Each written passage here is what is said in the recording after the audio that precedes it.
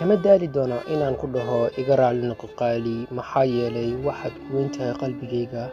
Waan ogahay inaan wax u dhimay kalsoonidaada, dareenkaaga, laakiin waxaan weli ogahay in aan adiga si dhab ah ku jeclahay. Waana sababta igu kalifay inaan ku dhaho erayadan. Xaq ayaad u leedahay, balse ha iloobin inaad tahay dareenkayga iyo mustaqbalkayga. Sida ay wax u dhaceen haddaan isweydiiyo, aniguba ma aqaan waxaan ku jawaabo. Wax walba oo aan sameeyey eedeeda waxaa iska leh naftayda.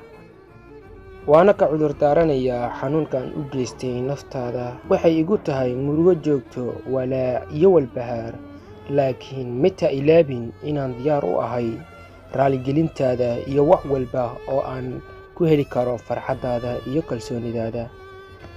Jaceylka dhabta ah ee aan adiga kuu qabo kuma ekaan doona halkan, ee wuxuu noqon doonaa mid sii jiri doono inta ay nafi igu jirto. Uma hibayn doono naftayda ruuxan adiga ahayn. I aamin oo i aamin, waxaan kuu ballan qaadayaa samaynta wax walba oo qalbigaaga farxad gelin kara.